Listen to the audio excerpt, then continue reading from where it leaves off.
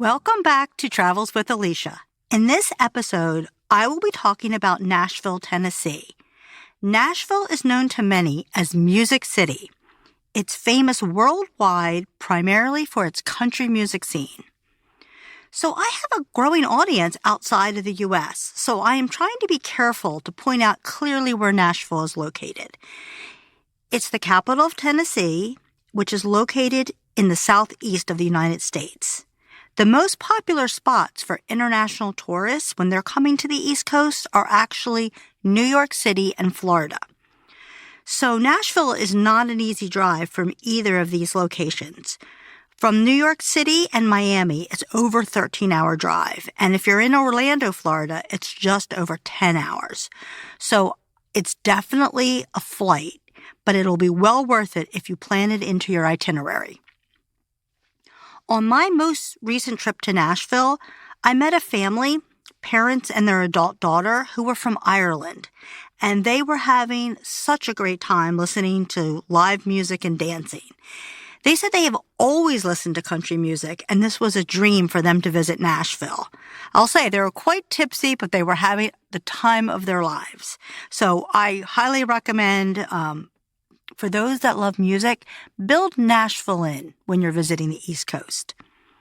So there's so much more to Nashville than music. History, amazing food, art, shopping. And I'll be covering all of these other topics in the next episode. This episode will be dedicated to everything music related.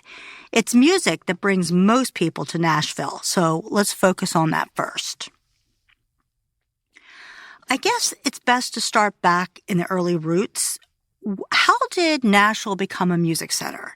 It was actually in the 1700s. The first settlers brought folk tunes and fiddle music, and it really just laid the groundwork for the musical background of Nashville. But what's really interesting is in the 1800s, Nashville became the center for music publishing in the United States. The Fisk Jubilee Singers were formed in 1871, and they were the first famous Nashville musical act. They actually toured the whole world, and they played for like Queen Victoria in England, and it was just amazing that this small area in the United States became so well known for music publishing. And then it was, I guess, by the 1920s, radio became a major force in music. A lot of people started to know about Nashville. And then in 1925, the Grand Ole Opry radio show, and that was originally called the WSM Barn Dance, but everybody knows it as the Grand Ole Opry radio show. This debuted and it gained so much popularity, and it really boosted country music. But Nashville's not only about country music. By 1940, between the 40s and the 60s, there was so much else happening here. It became a significant hub for R&B, blues, and jazz. And artists like Jimi Hendrix, Otis Redding, and Etta James were seen playing in many of the spots in Nashville. By the 1960s, there was even a term called the Nashville Sound. And this was basically a little more pop-oriented, but it emerged as a response because there was a lot of rock and roll industry going on at that time. So today, Nashville is a center for so many genres of music: pop, rock, bluegrass, Americana, gospel, and of course, the legendary center of country music. So this is definitely a place with, I think it has the most music history of anywhere in the United States. So here are some things you can do if you come to Nashville that are centered around music. The top thing you should do is go to Broadway. This is the iconic strip of neon lights. It's the heart of the Nashville music scene. There's live music literally from morning to night. I am not kidding you. Places like Tootsie's Orchid Lounge, Robert's Western World, and The Stage were some of the original honky-tonks. And a honky-tonk is really just a type of a bar that's characterized by live music, and it kind of focuses on the working class establishment. These places and many more open in the morning. So it is really interesting. You can start your, your day of listening to music. I'm just trying to think. We have been to Nashville many times. So my family's been there many times. The first time we went, we had young children. So our kids were middle school, probably end of elementary school, middle school. And we were able to, in the daytime, take them to a lot of these places because we went, 11, 12 o'clock. And they allow, and again, there's not many kids, but they do allow, you do not have to be 21 to go in the places early in the day.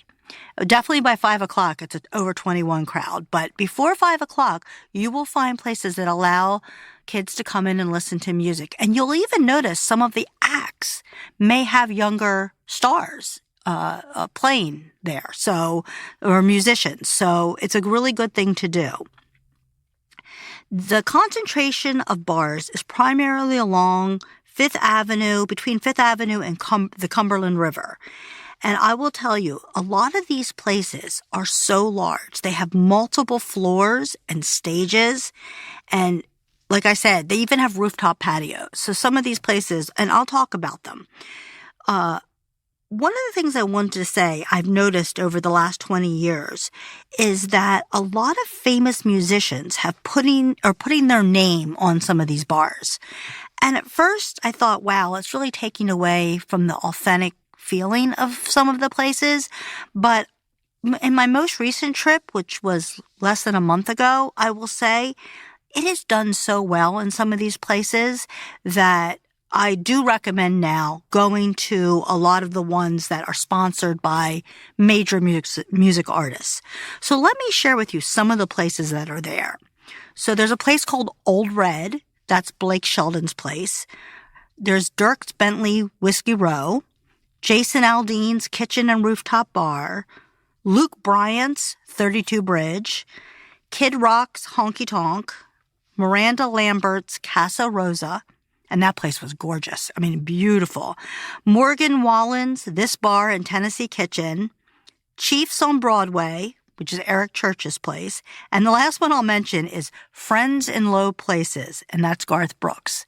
So you're going to see these places are absolutely huge. Some of them have 3 and 4 floors, and they have stages and live music on every floor, different bands.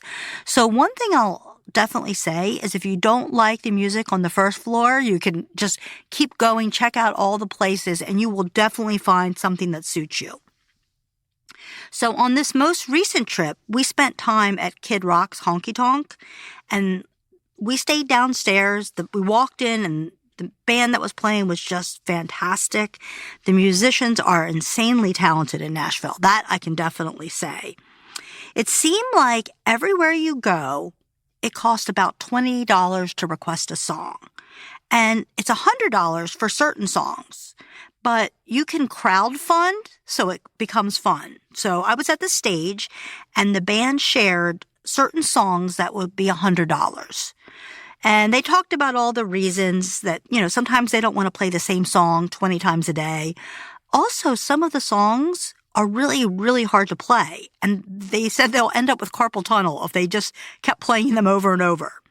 So the band that was playing at the stage had Devil Went Down to Georgia as one of the $100 songs. And a lady dropped $20, and no one actually picked up on it. So after 2 songs, I got up and put another $20 in for Devil Went Down to Georgia. And the band made such a big deal and said, hey, we're only $60 away from playing this song. And then within 5 minutes, the audience ponied up the $60. And I will say, it's not my favorite song, but the band deserved twice that.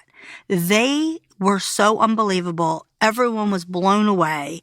I was so exhausted from watching them play that I understood why the song was $100 and that they could not be playing that song very often. My advice is to definitely request a song. Join in when they crowdfund for a song. It makes the experience a lot more fun. I mean, you really do need to tip. These musicians and a lot of these bands have 4 to 5 band members.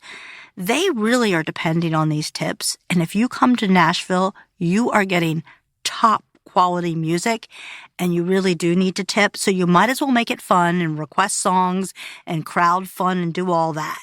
Don't be one of those people that kind of walk out and don't tip.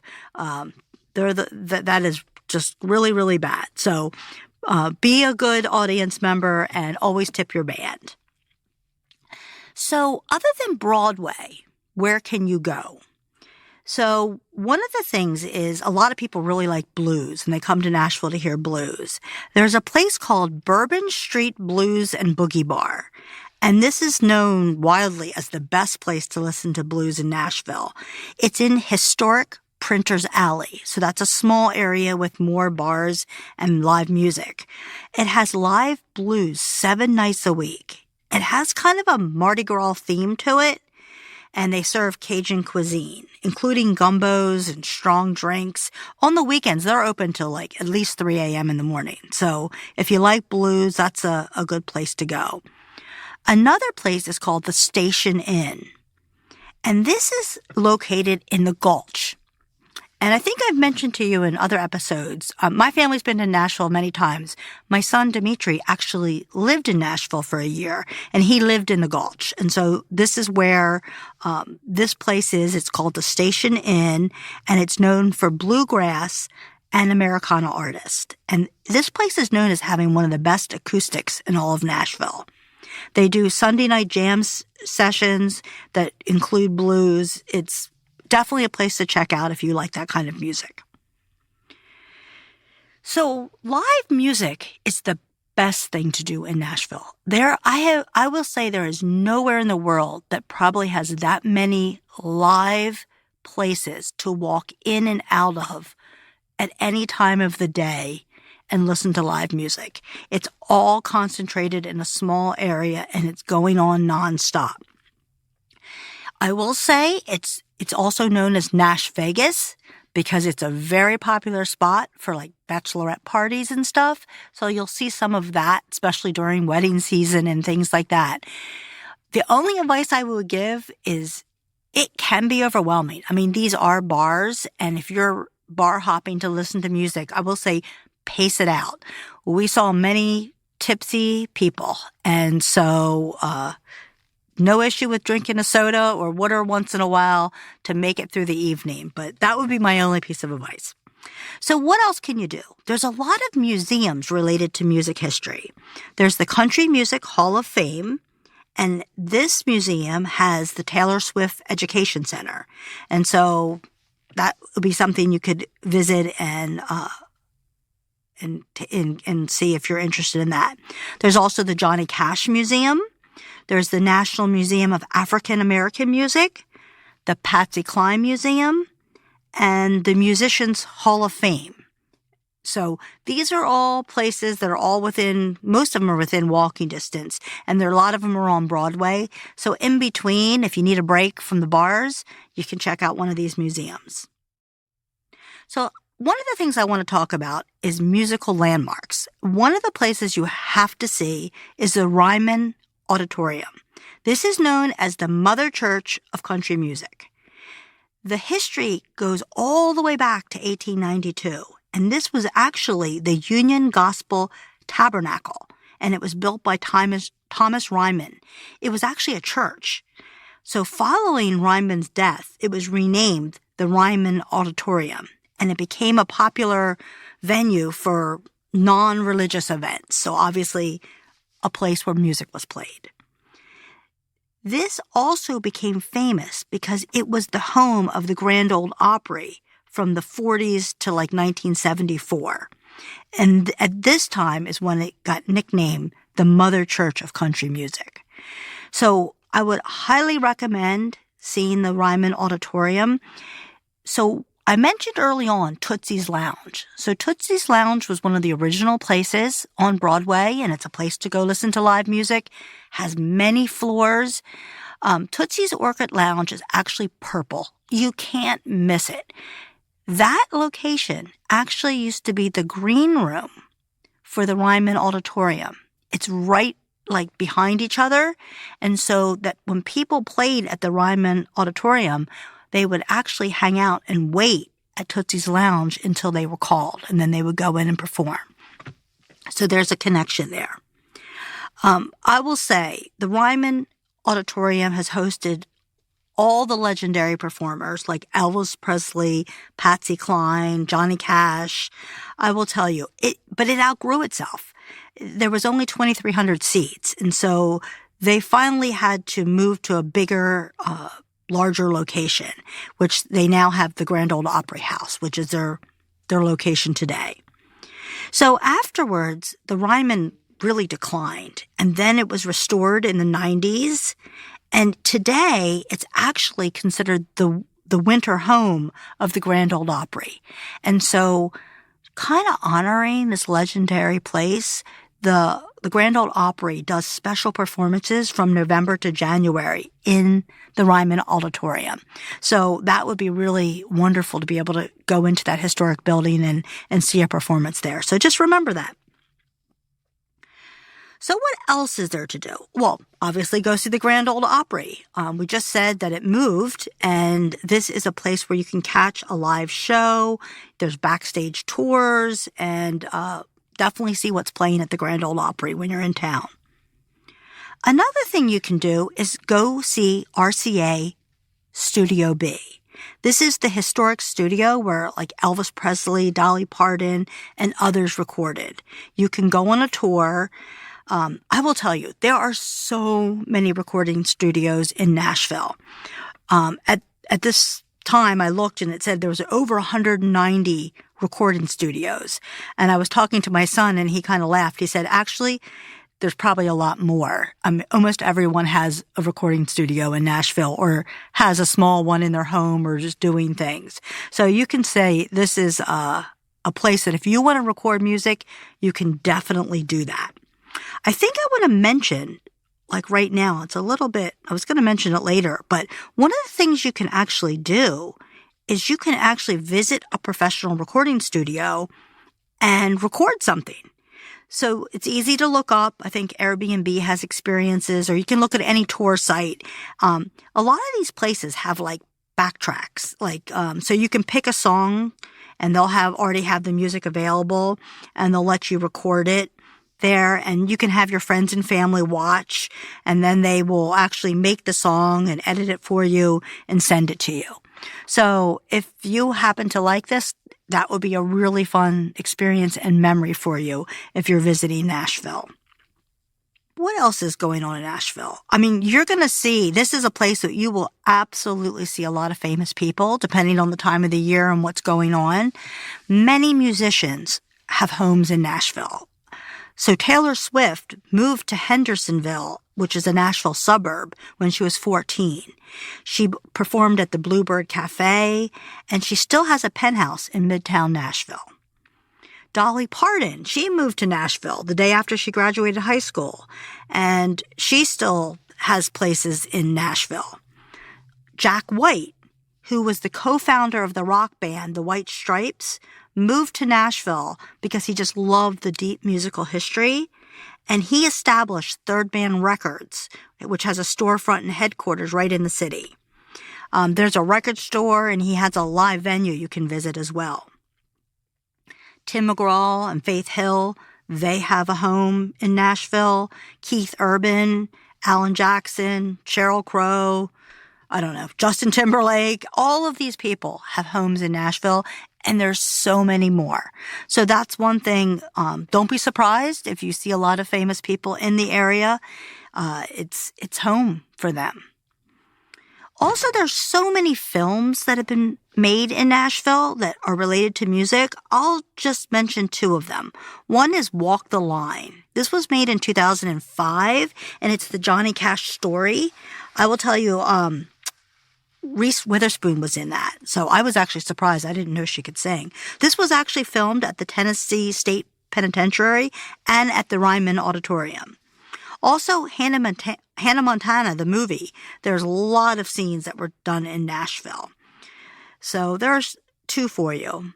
All I can say is I hope I've given you a little bit of information to help you plan your trip around Music City, USA. In the next episode, I'll share the best neighborhoods and restaurants. And we can also talk about all the things you can do around Nashville that don't focus on music. This city will definitely surprise you. Stay tuned and join me for the next episode soon.